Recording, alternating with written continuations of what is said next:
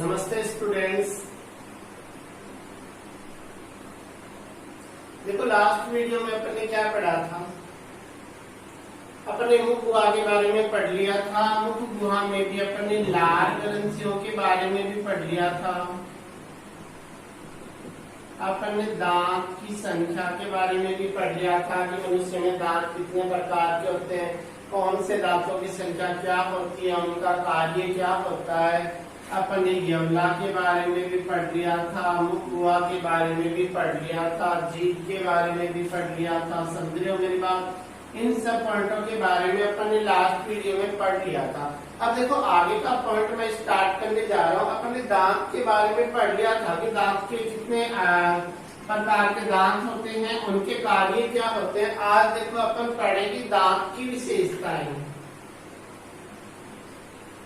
दांत की विशेषताएं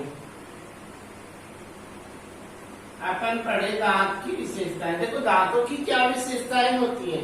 देखो दांतों की विशेषताओं के बारे में अपन पढ़े तो देखो सीधी सी बात है कि अपन अपनी समझ के आधार पर भी पॉइंट बना सकते हो। जैसे अपने जो दांत होते हैं, एक बार तो छोटा बच्चा होता है उसके दूध के दांत निकलते हैं। कौन से दांत निकलते हैं?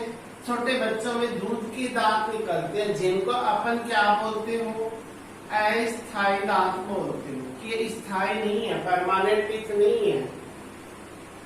तो इनकी संख्या तो अपन ने पढ़ ली थी, 20 होती है। फिर ये 5-6 साल का जो बच्चा हो जाता है गिरने शुरू हो जाते हैं और उसके वयस्क दांत बोले इनको, या फिर स्थायी दांत बोले, वे निकलना शुरू हो जाते हैं और उनकी संख्या होती है 32। इसका मतलब है कि एक बार तो जन्मने के बाद छोटे बच्चे में, फिर टूटने के बाद दोबारा आए। इसका मतलब दांत होते वो द्विबार दंती, 2 बार उगरे हैं। कितनी बार उगरे जीवन में? 2 बार। 2 बार उगरे तो अपन बोलते हैं कि दांत क्या होते हैं? द्विबार दंती होते हैं। क्या होते हैं? द्विबार दंती। द्वि का अर्थ होता है 2, बार यानी बार, कि 2 बार एक जीवन में 2 बार दांत निकले, उसको बोलते हैं द्विबार दंती। तो मनुष्य के दांत क्या होते हैं? द्विबार दंती होते हैं। एक बार अस्थायी दांत निकलते, वो टूटने के बाद, गिरने के बाद क्या आते हैं? स्थायी दांत निकलते हैं। समझ रहे हो ना मेरी बात? अब देखो आगे की बात करें तो आपके जो दांत होते हैं, अपन ने पढ़ा कि दांत 4 प्रकार के होते हैं। इंसाइजर है, केनाइन है, पेरीमोलर है, मोलर है। इन 4 प्रकार के पढ़े। तो चारों की संरचना भी क्या है? अलग अलग है। चारों के कार्य भी क्या है? अलग अलग है। इसलिए अपन बोल सकते हैं कि दांत क्या होते हैं? विषम दंती होते हैं। विषम का अर्थ होता है अलग अलग, कि दांतों के कार्य भी अलग है, संरचना भी अलग है। इसका मतलब मनुष्य के दांत क्या होते हैं? विषम दंती होते हैं, कि सभी अलग अलग होते हैं। तीसरी बात अपन करें तो देखो अपने जो दांत है मुख गुहा में, वो इस प्रकार से मसूड़ा है और इसके अंदर ये जबड़ा, जबड़े में मसूड़ा है, इसके अंदर ये इस प्रकार से ऐसे फिट है, इस प्रकार ही फिट है ना। इसका मतलब है कि मसूड़ों के अंदर जो गड्ढे होते हैं, उन गड्ढों के अंदर दांत फिट होते हैं। तो इसलिए दांतों को बोला जाता है कि मनुष्य के जो दांत होते हैं वो गर्त दंती होते हैं। क्या होते हैं? गर्त दंती होते हैं। गर्त का मतलब है कि मसूड़ों के गड्ढों में फिट होते हैं। समझ रहे हो ना मेरी बात? तो मनुष्य के दांतों की विशेषता पूछे तो आप क्या बोलोगे?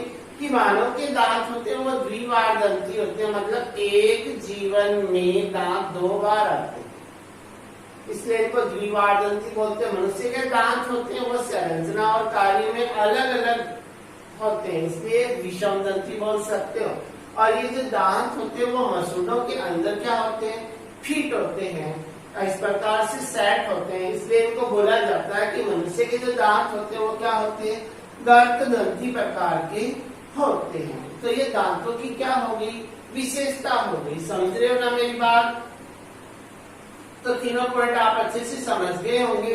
अब देखो आगे की बात करें कि अपन दांत को देखे, दांत की संरचना के बारे में देखेंगे। दांत होता कैसा है?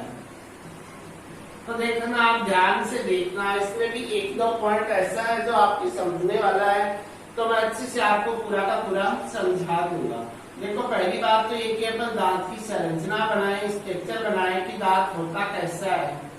तो देखना, आप साथ साथ देखते जाइएगा और साथ साथ इसको बनाते भी जाइएगा, क्योंकि बायो के जो डायग्राम होते हैं जब तक आप हाथ से नहीं बनाते हो तब तक नहीं बन पाएंगे। तो एक बार नकल करके प्रैक्टिस कर लो और एक बार बिना नकल के प्रैक्टिस कर लो।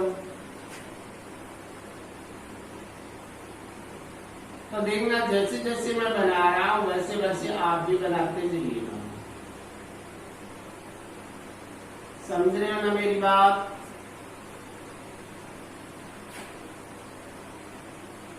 तो देखिएगा, ये अपना दांत बन के तैयार हो रहा है।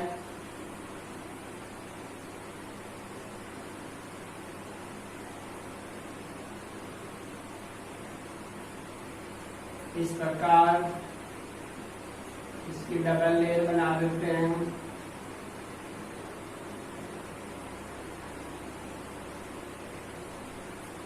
अब देखना,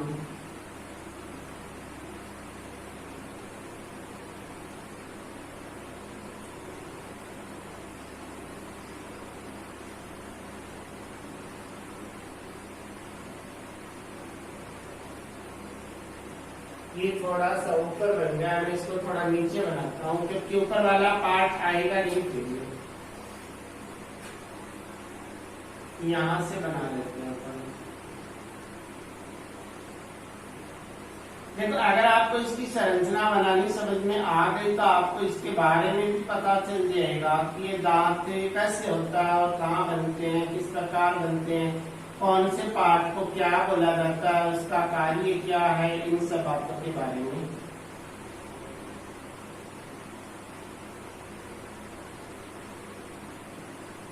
तो हम थोड़ा सा स्पीडली बना लेते हैं इसको ताकि आपका समय वेस्ट ना हो।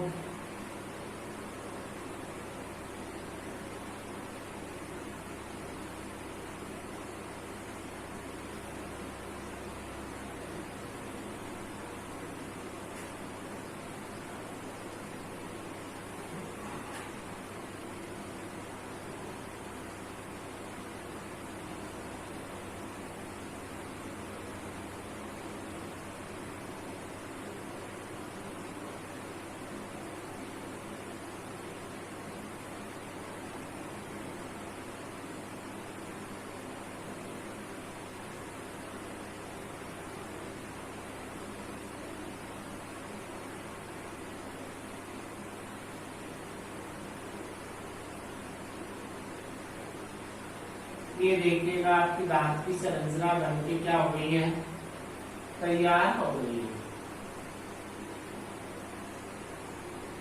ये अपना क्या होता है, इस प्रकार से दांत की संरचना होती है कि अगर आप दांत को देखोगे तो आपको ऐसे ही नजर आएगा। समझ रहे हो मेरी बात? अब देखो आगे की बात कि दांत की संरचना तो अपन ने बना ली, बाकी इसका जो नामकरण होता है वो सबसे ज्यादा इम्पोर्टेंट होता है। तो ये जो सबसे बाहर वाला पार्ट होता है इसको बोला जाता है इनेमल। क्या बोलते हो? इनेमल बोला जाता है। इसके नीचे वाला जो पार्ट है इसे बोला जाता है डेंटिन। इसे बोला जाता है डेंटिन। और ये जो पार्ट है इसको बोला जाता है पलक गुहा। और इस पलक गुहा में क्या होती है? रुधिर वाहिनियां व तंत्रिकाएं भी होती हैं। तो पलक गुहा में उपस्थित रुधिर वाहिनियां व तंत्रिकाएं। समझ रहे हो ना मेरी बात? अब देखो आगे की बात। साग में सीमेंट भरा होगा और ये है मूल रंध्र, और ये है मूल रंध्र का खुला छोर।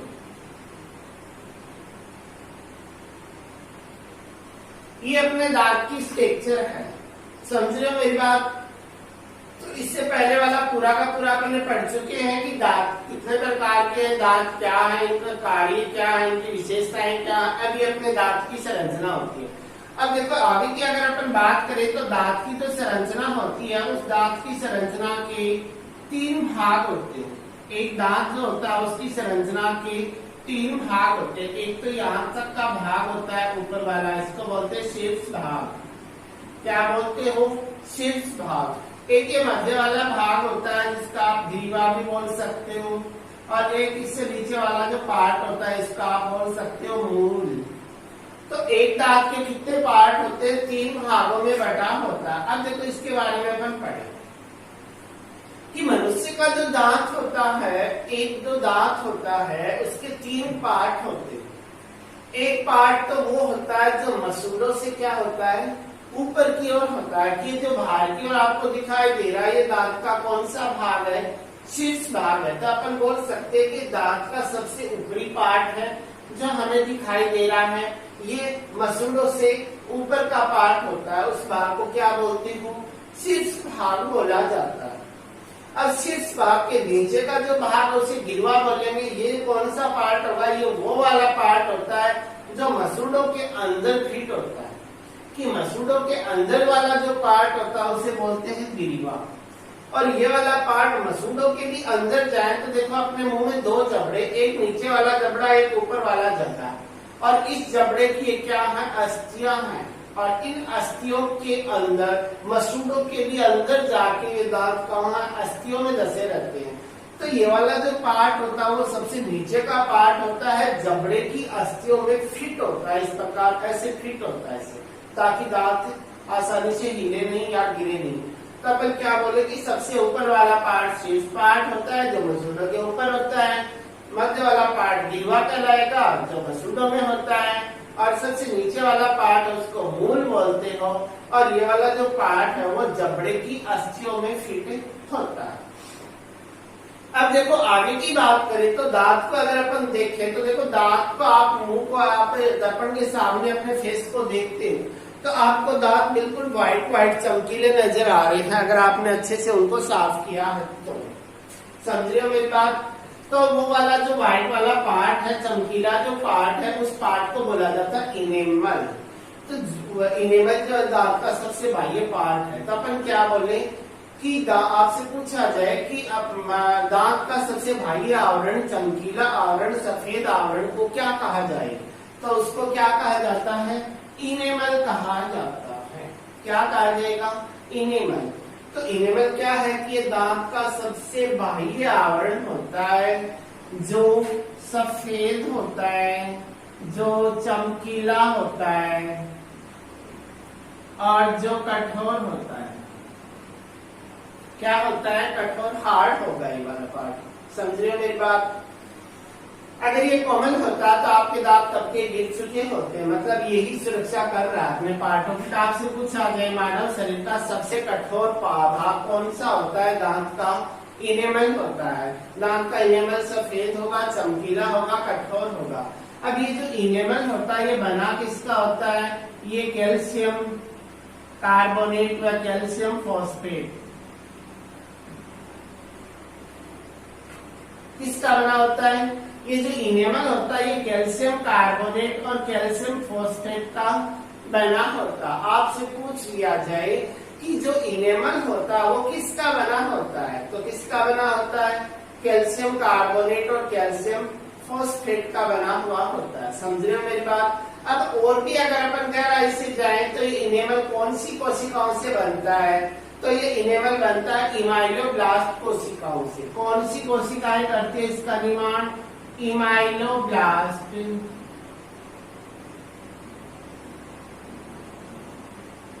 सेल। कौन सी कोशिकाओं से बनेगा? इमाइलोब्लास्ट कोशिकाओं से बनता है। आपसे पूछ लिया जाता है कि इनेमल का निर्माण कौन सी कोशिकाओं से होता है तो आप क्या बोलोगे?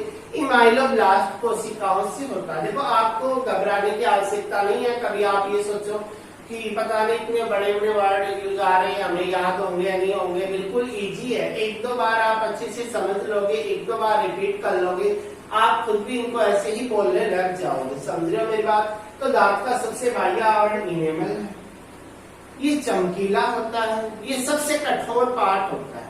किसका बना होता है? कैल्शियम कार्बोनेट और कैल्शियम फॉस्फेट का बना हुआ होता है। अगर बात करें कि इसका निर्माण कौन सी कोशिकाएं करती हैं, तो इमाइलोब्लास्ट कोशिकाएं इसका निर्माण करती हैं। अब देखो आगे की बात भी करें तो जो इनेमल के नीचे का जो पार्ट है उसको बोला जाता है डेंटिन। क्या बोलते हो? डेंटिन बोला जाता है। और डेंटिन वाले भाग में क्या होंगी? तंत्रिकाएं फैली होती है।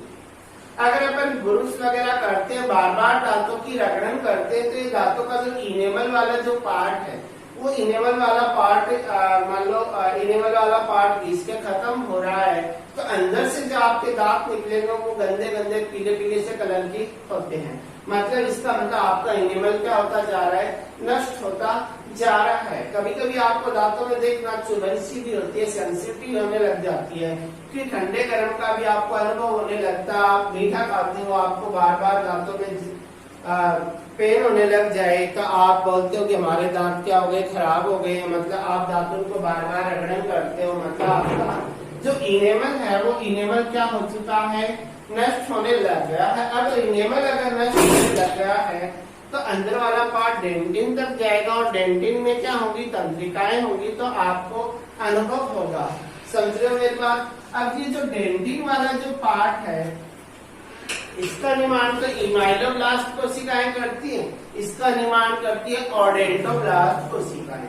तो आपसे पूछ लिया जाए कि डेंटिन वाले भाग का निर्माण कौन सी कोशिकाएं करती है, तो ओडेंटोब्लास्ट सेल्स कौन सी कोशिकाएं करती है? ओडेंटोब्लास्ट कोशिकाएं करती है। समझ रहे हो मेरी बात? डेंटिन का निर्माण ओडेंटो, ई से ई मिलाएं तो अपन इमाइलोब्लास्ट बनता है। समझे? अब डेंटिन वाला जो पार्ट होता है उसके अंदर एक पतला पार्ट होगा, एक पतली गुहा होती है, और जिस गुहा को ये डेंटिन वाला पार्ट चारों ओर क्या करता है? इस प्रकार घेर के रखता है। इस गुहा को बोला जाता है पलक गुहा। कौन सी गुहा बोलते हो? पलक गुहा। और इस पलक गुहा के अंदर क्या भरा रहता है? तरल भरा रहता है, जिस तरल को बोला जाता है पलक। क्या बोलते हो? पल्प। कि डेंटिन वाला पार्ट जिस पतली लेग को बाहर चारों ओर से घेर के रखता है उसको बोलते हैं पलक गुहा, और पलक गुहा में जो तरल होगा उसे बोलते हैं पल्प। क्या बोलते हो? पल्प। अब ये जो पलक गुहा वाला पार्ट है, इसके अंदर रुधिर वाहिनियां हैं, तंत्रिकाएं हैं, ये फैली हुई है। क्या है? रुधिर वाहिनियां, तंत्रिकाएं फैली हुई है। और ये रुधिर वाहिनियां क्या करती हैं कि इस पलक वाले भाग से डेंटिन वाले भाग को क्या करती है? रुधिर की सप्लाई करती है। कि पलक वाले भाग से और डेंटिन वाले भाग को रुधिर की क्या करेंगी? सप्लाई करेंगी। अब रुधिर की सप्लाई अगर यहाँ हो रही है तो रुधिर के अंदर कौन घुली होती है? ऑक्सीजन घुली हुई है। और रुधिर के अंदर क्या है? पोषण भी है। रुधिर के अंदर ऑक्सीजन भी घुली हुई है, पोषण भी है, तो डेंटिन वाले पार्ट को ऑक्सीजन भी मिलेगी और पोषण भी मिलेगी। समझ रहे हो? तो पलक वाले भाग से ही मिलता है इसको।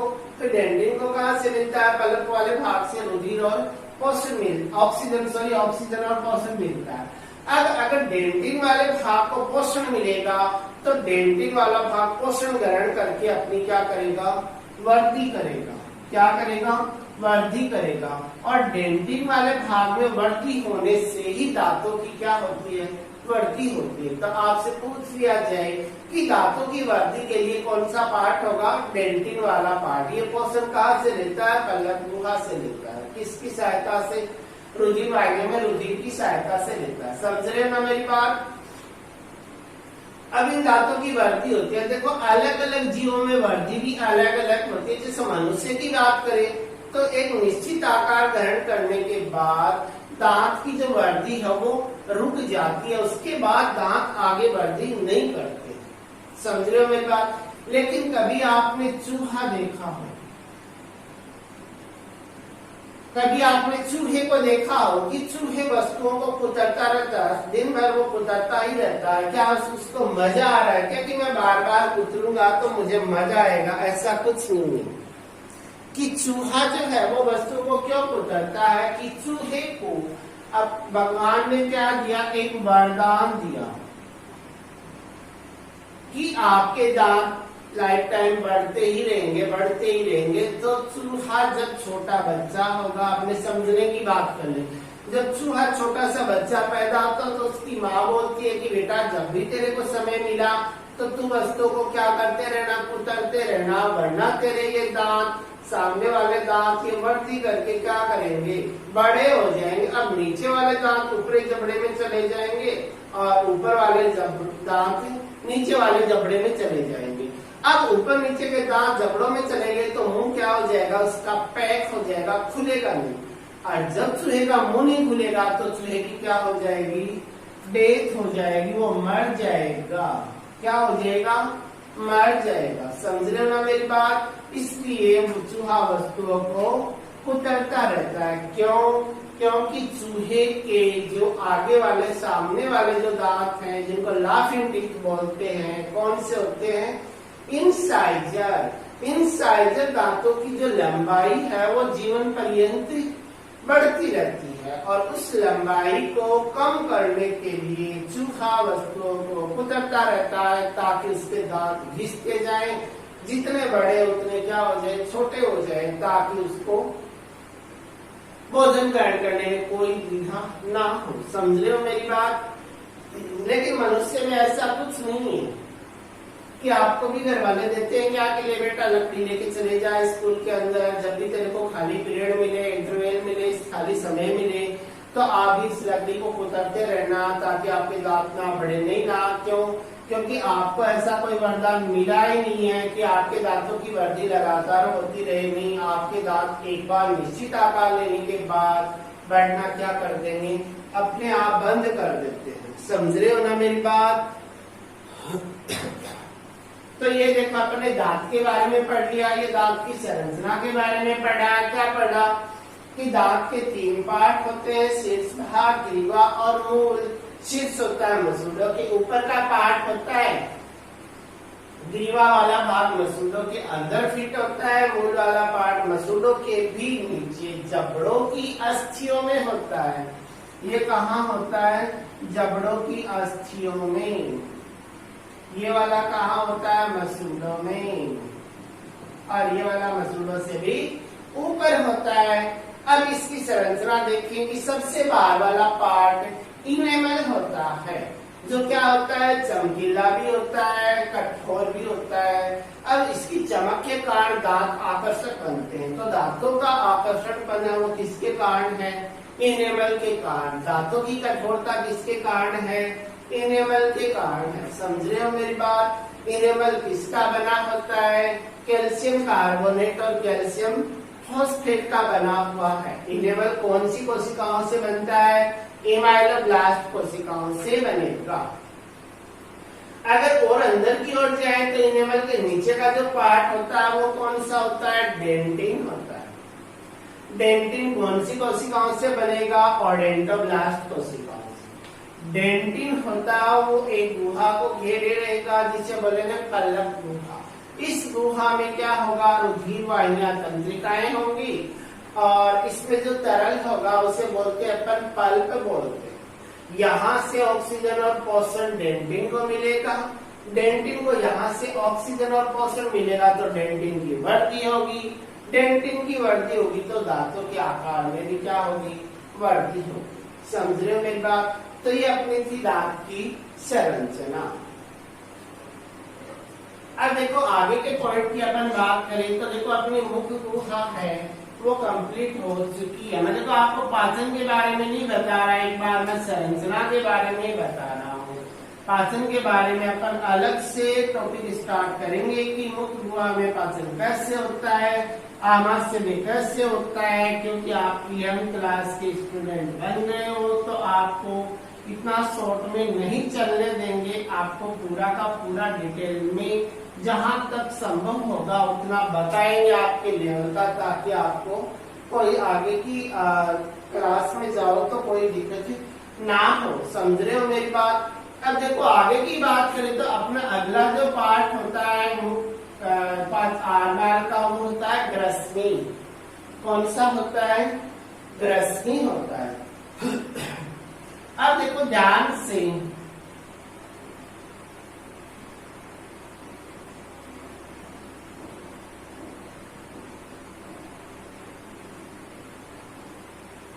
अगली क्लास में अपन पाचन तंत्र का पूरा डायग्राम भी बनाएंगे, तब अपन समझ लेंगे इसको अच्छे से।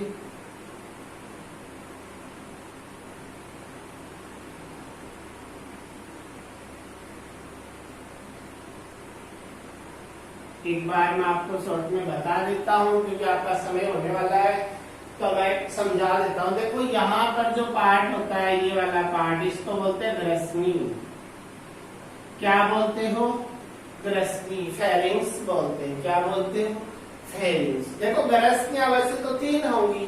एक तो मुख ग्रसनी होती है जो मुख गुहा से भोजन ले जाए, एक नासा ग्रसनी होती है जो नासा मार्ग से श्वास लेके आए, एक कंठ ग्रसनी होती है, दोनों जहां खुलेंगे उसे बोलते हैं कंठ ग्रसनी।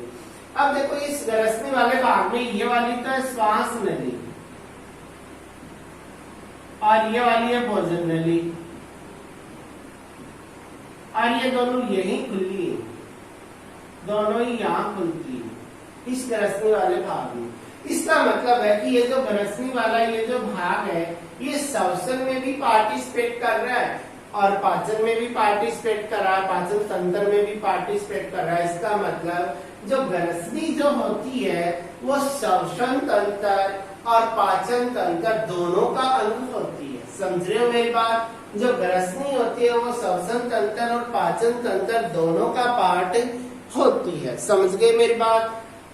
कि ग्रसनी श्वसन तंत्र और पाचन तंत्र दोनों का पार्ट होती है, क्योंकि श्वास नली भी इसी भाग में खुलती है और भोजन नली भी इसी भाग में खुलती है। अब ये जो ग्रसनी है इसी भाग में ये भी खुलती है, ये भी खुलती है, तो जब भी आप भोजन ऐसे ग्रहण करते हो तो ये भोजन यहाँ भी जा सकता है, यहाँ भी जा सकता है। तो श्वास नली जहाँ खुलती है वहां इस प्रकार एक छिद्र होता है, जिस छिद्र को बोला जाता है घाटी छिद्र। क्या बोलते हैं? घाटी छिद्र। और इस घाटी छिद्र के ऊपर इस प्रकार एक ढक्कन पाया जाता है जिसको बोला जाता है घाटी ढक्कन, यानी एपिग्लोटिस। क्या बोलते हो? एपिग्लोटिस, घाटी ढक्कन। जब भी अपन भोजन निगल रहे होते हैं, जब भी अपन भोजन को निगल रहे होते हैं, गटक रहे होते हैं, तो ये घाटी ढक्कन क्या करता है? ये घाटी ढक्कन इस प्रकार से इस घाटी छिद्र के ऊपर का इसके छिद्र को क्या कर देगा? बंद कर देगा। इस घाटी छिद्र को यहाँ से क्या कर देगा? बंद कर देगा। बंद कर देगा तो ये भोजन श्वास नली में नहीं जाके कहाँ जाएगा? भोजन नली में चला जाता है। समझ रहे हो ना मेरी बात? कि भोजन श्वास नली में ना जाके भोजन नली में चला जाता है। देखो कभी कभी अपन खाना खा रहे होते हैं, बीच में अपन हंसी मजाक कर रहे होते हैं, आप बातें कर रहे होते हैं, तो देखो जब भी खाना खा रहे हैं तो श्वसन की क्रिया भी चली रही है। ऐसा थोड़ी है कि एक बार सांस लेना बंद कर दिया, अभी मैं खा रहा हूँ, अभी खाना फिनिश हो गया, अब सांस लेना शुरू करूँ, ऐसा है क्या? कुछ नहीं ना, कि सांस भी साथ साथ लेते रहते हो, साथ साथ खाना भी खाते रहते हो। तो उस कंडीशन में इस घाटी ढक्कन पे प्रेशर बढ़ जाता है कि बार बार खुलता है, बार बार बंद होता है, बार बार खुलेगा, बार बार बंद होगा। उसी समय आप बातें भी कर रहे हैं तो श्वसन की क्रिया बढ़ रही है, तो बार बार घाटी ढक्कन बंद हो रहा है, खुल रहा है, बंद हो रहा है, खुल रहा है। और अचानक से जैसे ही आप भोजन अचानक ग्रहण करते हो, गटकते हो अंदर की ओर, तो उस समय कभी कभी ये घाटी ढक्कन है ये बंद होने की बजाय और भोजन सीधा ही कहाँ चला जाता है? श्वास नली में चला जाता है। और जैसे ही भोजन श्वास नली में चला जाएगा तो आपको फिर श्वास नली में जाते ही अंदर से आपको चुभन होगी, मतलब श्वास आने में दिक्कत सी लगेगी। जैसे बोलते हैं ना अपन गांव की भाषा में अल्सून बोलते हैं, जिसे क्या बोलते हो? अल्सून चली गई बोलते हैं ना, तो वो कंडीशन होती है। तो फिर आपके जो फेफड़े हैं, ये डायफ्राम है, ये क्या करते हैं? प्रेशर क्रिएट करते हैं। क्या करते हैं? कि डायफ्राम है ये बार बार सिकुड़ेगा, बार बार फैलेगा, बार बार सिकुड़ेगा, बार बार फैलेगा, तो उससे फेफड़ों पे भी बार बार दाब पड़ेगा। दाब पड़ेगा तो फेफड़े भी बार बार क्या करेंगे, सिकुड़ेंगे, फैलेंगे, तो उससे प्रेशर क्रिएट होगा और उस प्रेशर के कारण वो खाना है वो उछल करके बाहर निकल आता है और बाहर निकल आता तो आप आराम महसूस करते हैं। कभी कभी यानी छोटा कण चला गया तो ठीक है, अगर भोजन का बड़ा कण श्वास नली के अंदर चला गया और बार बार प्रेशर से भी वो बाहर नहीं आ रहा है तो फिर आपको सांस लेने में दिक्कत होती है और श्वास आपका धीरे धीरे दम घुटने लग जाता है और दम घुटने से अगर कुछ ही समय से नहीं निकाला गया तो आपकी क्या हो सकती है, मृत्यु हो सकती है। समझ रहे हो मेरी बात? तो ऐसे बोलते ना कि खाना खाते खाते ही लुढ़क गया, खाना खाते खाते ही मर गया, तो उसका रीजन यही है। या फिर मम्मी बोलती है आपको कि खाना खाते समय बातें नहीं करनी चाहिए, आप उस चीज को मजाक में लेते हो, क्यों? ये रीजन होता है उसका कि नहीं करनी चाहिए। समझ गए मेरी बात? तो ये अपन ग्रसनी के बारे में पढ़ रहे हैं, एक दो पॉइंट अपन ने देख लिया, बाकी नेक्स्ट वीडियो में देखेंगे। अब आपसे विदाई लेने का समय हो गया है। Okay bye.